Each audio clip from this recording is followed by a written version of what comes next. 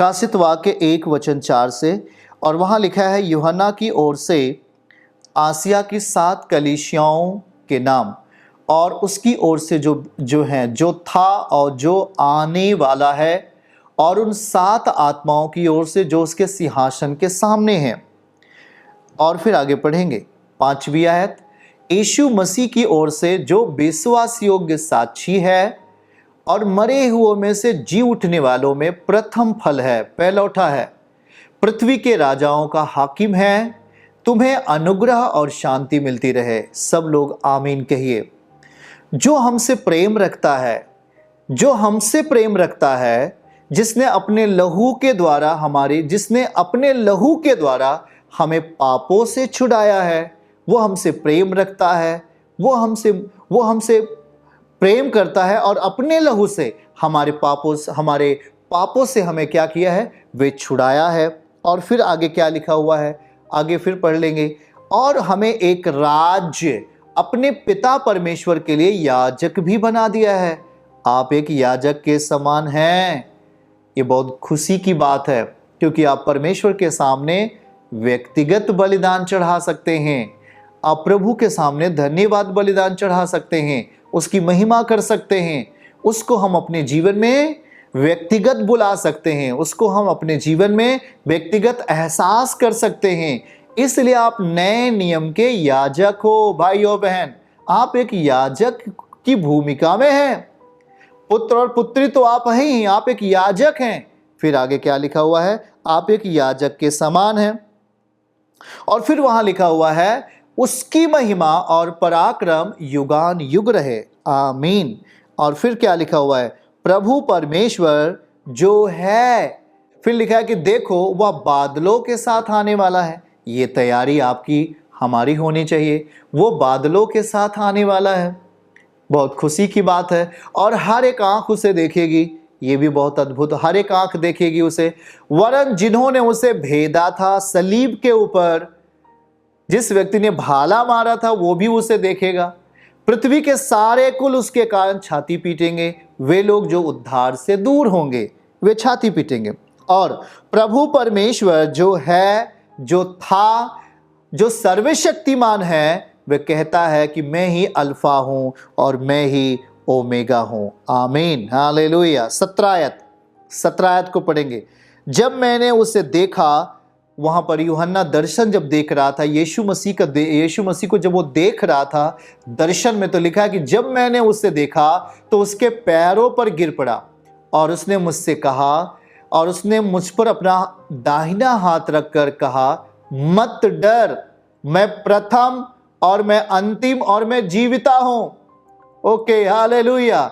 18 आयत में देखेंगे, मैं मर गया था। आप सब लोग जानते हैं यीशु मसीह मरा, लेकिन वो फिर क्या कह रहा है, मैं मर गया था हमारे आपके पापों के लिए, पर मैं अब युगान युग जीविता हूं। मृत्यु अधोलोक की कुंजियां मेरे पास है। अब शैतान हमें मृत्यु में नहीं डाल सकता, शैतान हमें अधोलोक में नहीं डाल सकता, क्योंकि अब अधिकार किसके पास है, अब वो अधिकार यीशु मसीह के पास वो अधिकार है, आमीन, हालेलुया। अधिकार अब यीशु मसीह के पास है। वो सीधा सीधा लिखता है, मैं मर गया था, अब देख मैं युगान युग जीविता हूं।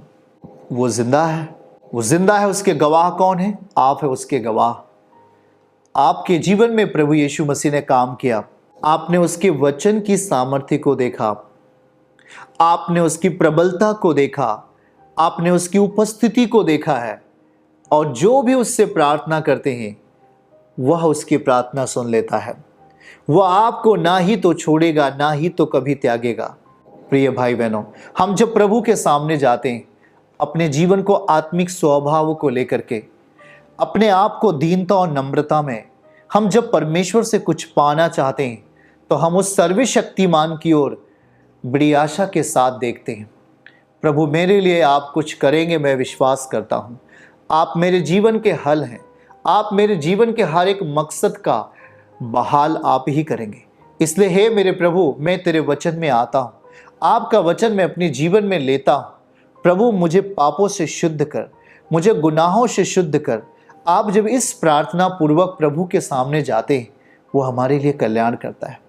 देखिए, पहले आप अनजान होते हैं, आपकी प्रार्थनाएं थोड़ी होती हैं, लेकिन जैसे जैसे आप आत्मिकता की दुनिया में बढ़ते हैं, आपकी प्रार्थनाओं का लेवल भी बढ़ता है, आपका आत्मिकता का लेवल भी बढ़ता है। आप जैसे जैसे प्रभु के साथ समय व्यतीत करते हैं, वैसे वैसे वो दर्पण में क्लियर आपको दिखने लगता है। हाँ, वो पहले तो शुरुआत में क्लियर नहीं दिखेगा, लेकिन जैसे जैसे हम आत्मिकता की कुंजी को ले लेंगे, विश्वास की आत्मा में जीना शुरू करेंगे, वैसे वैसे प्रभु हमें दिखने लगते हैं, क्योंकि वो जिंदा है। अभी हमने पढ़ा, वो कहता है मैं जीविता हूं, मैं मर गया था, मैं अब जीविता हूं। मृत्यु अधोलोक की कुंजियां मसीह के पास हैं, इसलिए शैतान चाहे कि मैं मर जाऊं, तब वो हो नहीं सकता। परमेश्वर चाहेगा तभी वो हमारे लिए कुछ कर सकता है, हमारे लिए हो सकता है। शैतान के चाहने से हमारे जीवन में कुछ नहीं होगा। शैतान कुछ भी चाह ले, वो हमें कुछ नहीं कर सकता, क्योंकि उसके पास अधिकार नहीं है। वो हमें उलझाता है, झूठ में, व्यर्थ बातों में, पाप की दुनिया में उलझाने का काम करता है। जब इंसान उलझ जाता है तो पाप का जन्म होता है, पाप का जन्म, और फिर पाप से मृत्यु आ जाती है। याकूब अध्याय 2 के आयत को जब हम पढ़ें, फिर अभिलाषा गर्भवती होकर पाप को जन्म देती है। अभिलाषा कैसी है? आपकी यदि बुरी अभिलाषा है, वो पाप को जन्म देगी। यदि मसीह की अभिलाषा है, तो वो समृद्धि, संपन्नता, छुटकारा, आशीर्वाद को जन्म देगी। आपकी अभिलाषा कैसी है? अभिलाषा रखनी है, पर अपने अंदर अभिलाषा किस चीज की रखनी है, किस चीज की अपने अंदर धुन रखना है, ये तो पता करिए। लेकिन फिर वो अभिलाषा गर्भवती होकर पाप को जन्म देती है, और पाप जब बढ़ जाता है, पाप जब बढ़ जाता है तो मृत्यु को उत्पन्न करता है। याद रहे, बुरी अभिलाषा, बुरी इच्छाएं पाप को जन्म देती हैं। क्योंकि वो हर चीज आत्मिक भाषा में लिखा है कि वो गर्भवती हो जाएंगी। अगर आपने पाप को अपने जीवन में लिया, वो गर्भधारण हो जाएगा। आत्मिक कहने के रूप में, आत्मिक भाषा में वो गर्भवती हो जाएगा। अगर आपने पाप के साथ समय बिताया, पाप को अपनी जिंदगी में रखा, या बुरी अभिलाषा, बुरी इच्छा को अपने विवेक में जगह दिया, तो वो पाप को ही जन्म देगा। और जब पाप बढ़ता है तो इंसान मौत के हाथ जाता है। यहां यही लिखा है, जब पाप बढ़ जाता है तो मृत्यु उत्पन्न होती है। और इसका उल्टा, अगर जीवन हम में आ जाए, वचन हम में बढ़ जाए, अगर हमें प्रार्थनाएं बढ़ जाए, हमें पवित्रता बढ़ जाए, और हमें आत्मिक संगति बढ़ जाए, तब भी तो कुछ उत्पन्न होगा। और वो क्या उत्पन्न होगा? जीवन, आनंद, शांति, प्रेम, ये हमारे अंदर उत्पन्न होगा। अब मनुष्य अपने इच्छा अनुसार क्या चाहते हैं? अगर आपके अंदर परमेश्वर का भय है तो यह आपकी रोटी है। अगर परमेश्वर का भय आपके अंदर नहीं है तो यह आपके लिए जहर है। यह आपके लिए जहर बन जाता है ये दुनिया। लेकिन जब हम परमेश्वर के वचनों को अपने जीवन में जगह देते हैं और परमेश्वर पिता का भय मानते हैं, यीशु के इच्छा के अनुसार जीने के लिए निर्णय लेते हैं, तो ये हमारे जीवन के लिए रोटी बनता है। एक ऐसी रोटी बनता है जो दूसरों को भी प्रकाशित करता है और खुद के जीवन को भी आशीषित करता है। प्रिय भाई बहनों, ये हमें भरोसा रखने की जरूरत है, ये हमें विश्वास करने की जरूरत है कि जब हम परमेश्वर के साथ एक हों, जब परमेश्वर के साथ हम समय व्यतीत करें, तो निश्चय ही वहां शैतान के कामों का ही नाश होगा। बुरी चीजें आपसे छट कर, कट कर निकलने लगेंगी। आप उसे देख नहीं पाएंगे। लेकिन जैसे जैसे आप परमेश्वर के साथ समय व्यतीत करते हैं, परमेश्वर के पुत्र के साथ आप रहना शुरू करते हैं, वैसे हमारे लिए बंद रास्ते खुलते हैं, बंद रास्ते खुलते हैं। आपकी पहचान मसीह के सामने होने लगती है। आपका चलन में परमेश्वर की सामर्थ्य दिखने लगती है। आपकी भाषाओं में परमेश्वर की बातें दिखने लगती हैं।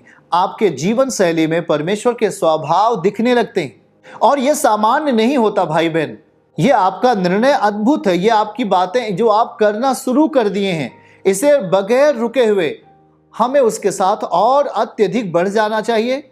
अगर प्रभु हमें अपना उंगली कह रहे हैं, मेरी उंगली को पकड़ो, प्रभु के हाथों को पकड़ लेना चाहिए। हमें और अत्यधिक परमेश्वर के साथ लिपट जाना चाहिए। और जब हम लिपट जाते हैं तो सही चीजें हमारे लिए पैदा होती हैं। चर्च की सभी प्रार्थनाओं को और परमेश्वर के दास के द्वारा टीचिंग सुनने के लिए और अपडेट्स को जानने के लिए हमारे इस चैनल को सब्सक्राइब करें और साथ में बेल आइकन को जरूर दबाएं ताकि जब भी लाइव प्रार्थना हो तो सबसे पहले आप देख सकें।